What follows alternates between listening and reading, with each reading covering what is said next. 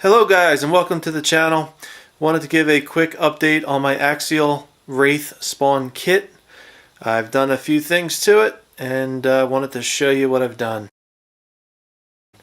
So starting out up front, the stock steering links just weren't cutting it.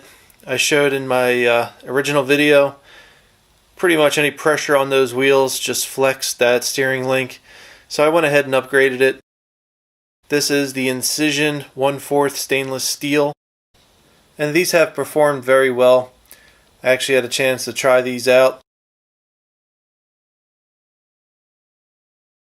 In my original video, you saw Chief Hopper was looking for a car. Well, he found a home.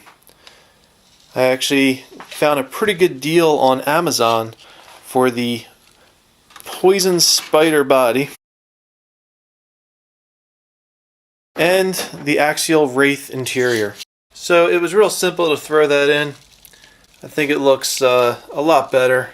The stock interior that comes with the kit, I mean, it's cool, it's okay. I just didn't like it as much as the Axial Wraith, the original Wraith's interior. Now Chief Hopper is a 1/10 figure. What I did was I actually moved the seat up. So there's two screws that hold the seat in position. So right now I just have one screw holding the seat in. And the reason for this was just to get Chief Hopper a little closer to the steering wheel.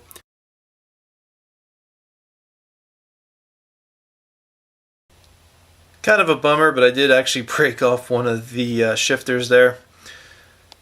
I glued it, it fell off again, so guess what? It's staying off, but not the end of the world. But I also have Chief Hopper's coffee cup sitting there for him. He's all ready to go. So this Poison Spyder body, I do have it held on the same way I had the Spawn body held on, with Traxxas battery posts and the clips.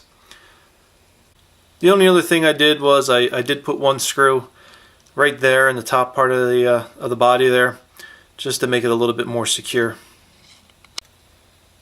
Overall though, I really do like this body. The lid seems to be a little thicker with a little texture on it.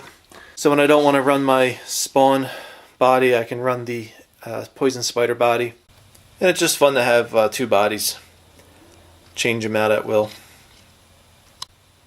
I did get a chance to run these Proline Hyrax tires. There will be a video posted soon to show you how well they did. But overall very happy with them. No issues with the bead locks. One thing, I don't know if I mentioned it on the original video, but you need to put on the Traxxas wheel hubs. The axial hubs, the way they're designed, they don't give a tight fit to the wheel. So I went with the Traxxas aluminum hubs and didn't have any issues. So I had a chance to run it and I broke it. I just blew out that plastic servo horn. I did manage to get some footage, some running videos, but that plastic servo horn, it stood no chance. Stripped it right out. I do have the Axial metal 25 tooth servo horn on order, just haven't gotten it in yet. So that'll be replaced very soon. I did have a chance to test out the Castle BEC. This is the waterproof BEC, and I ran the car on 3S. No issues whatsoever with overheating. I heard that if you try to run the Tican FXR on 3S without a BEC, that there's a lot of overheating issues. Basically it won't work. But with the BEC, I was able to run 3S, no issues. So that's about it guys, just wanted to give the update. Hope you're having a great day, and I will see you soon. Take care.